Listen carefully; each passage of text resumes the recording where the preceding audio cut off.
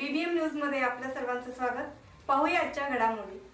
आदरणीय आमदार साहेबांच्या कार्यकाळामध्ये जे आम्ही लोकांना आमदार विधानसभेच्या निवडणुकीपूर्वी आश्वासित केलं होतं त्यातील बहुतांश म्हणजे 100% आम्ही त्या आश्वासनाची पूर्तता करण्याचा दादांनी फार प्रामाणिकपणे प्रयत्न केलेला आहे. महाराष्ट्राच्या सर्वोच्च अशा सभागृहामध्ये आज आपल्या विधानसभा क्षेत्रातील सगळे प्रश्न मांडले गेले.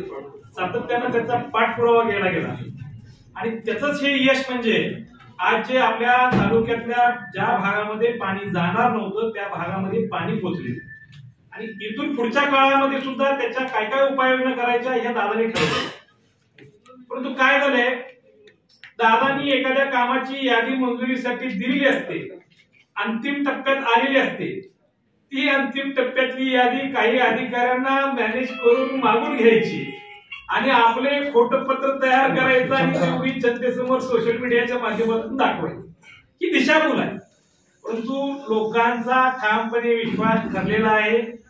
आज विधानसभेमध्ये आमचे दादा नेतृत्व करतात, पुढच्या काळात ही नक्की करणार आहेत हेही त्यांना माहिती आहे. फक्त काय झाले, पूर्वीची जी प्रथा होती की राजाला खुश करण्यासाठी दरबारातल्या विदूषकांचं जे काम होतं तशाच पद्धतीचं काम आपल्या जत तालुक्यातील काही विदूषक करत आहेत.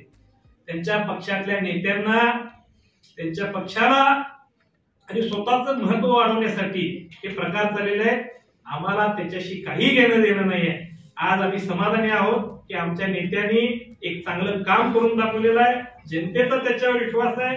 सर्वात महत्वाचं म्हणजे जे सर्वोच्च असं सभागृह आहे त्या सभागृहामध्ये हे सगळे विषय मांडलेले गेलेले आहेत. ते सगळे म्हणजे विषय पटलावरती आलेले आहेत. अधिकाऱ्यांनी, प्रशासनाने त्याची दखल घेतलेली आहे.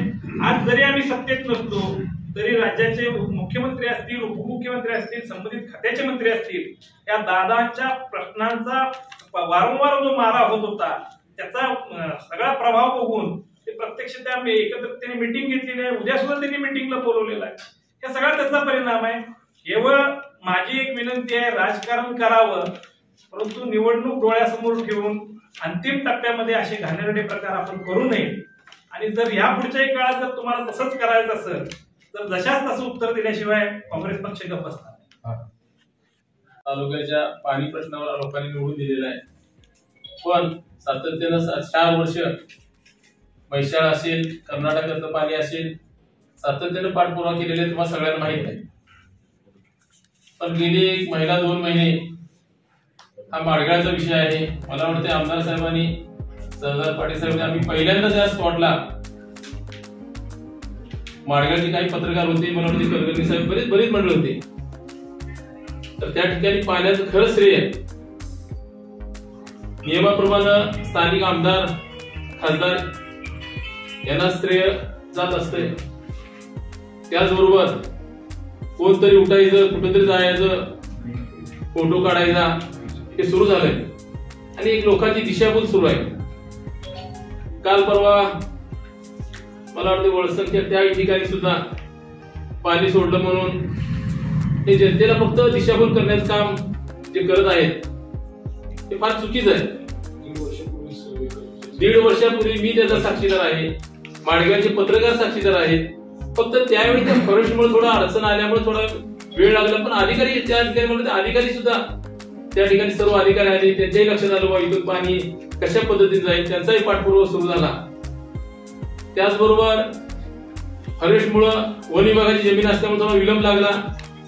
परत आमदार साहेबांनी शेतकऱ्याकडे जाऊन बाबा ही शेतकरी जमीन आपल्याला देतात का, आपण ती विकत घेऊ, एवढ्या मुळा फार खोलवर जाऊन सुद्धा प्रयत्न केलेला आहे. नेहमी मात्र पुढाकार घ्यायचा आणि त्या ठिकाणी मी पाणी आणलं, हावभाव करायची, हे लोकांना दिशाभूल करायचं काम जे सुरू केलेलं आहे हे त्यांनी थांबवावं. आणि खरं तर आपण येणाऱ्या मैदानामध्ये उतरा, निवडून या आणि मग फळात निवडून आले तर तुम्ही चेंडू ठोका. आता तुम्ही सध्या कुठं काय लोकप्रतिनिधी म्हणून सध्या आमदार आहेत, तुम्ही काय जिल्हा परिषद सदस्य नाही, काही नाही, पण हे श्रेय एवढ्या मोठ्या योजनेचं श्रेय आमदार आणि खासदारांना जाऊ शकते, यात काय मात्र शंका नाही. तुम्ही मात्र या सगळ्या गोष्टी थोड्या थांबवल्या पाहिजेत. हे जनता तुम्हाला मान्य करणार नाही. कालचं उदाहरण आहे, आम्ही सांगितलं आमदार साहेबांनी जे काय चढावरी गाव आहे त्या ठिकाणी योजना कुठून जाणार आहे यांचा सखोल अभ्यास आहे. कर्नाटकचा ज्या पद्धतीने अभ्यास केला आणि पाणी येणारच नाही म्हणत होते, पण साक्षात्कार खासदारांनी दाखवलं बाई पाणी कशा पद्धतीने येतं बघितलं, त्यावेळी त्यांनी सुद्धा मान्य केलं. लगेच दुसऱ्या दिवशी तातडीनं महसूल विभागामध्ये मिटिंग घेतली आणि अधिकाऱ्यांनाही सांगितलं बाई करायला पाहिजे. आणि राज्य शासनाकडे सुद्धा अधिवेशनामध्ये आमदार साहेबांनी प्रयत्न केलेला आहे. कर्नाटकातून सायकल पद्धतीनं बिना खर्चाचं पाणी येतंय, हे श्रेय त्यांना जाणार आणि जनतेनं पाण्याच्या प्रश्नावर निवडून दिलेलं आहे. आणि पाण्याच्या प्रश्नासाठी 5 वर्षे पूर्ण आमदार झटत आहेत. आणि जास्त न बोलता कुणीतरी याचा श्रेय घेऊ नये, कारण हे लोकांनाही पचण्यासारखं नाही.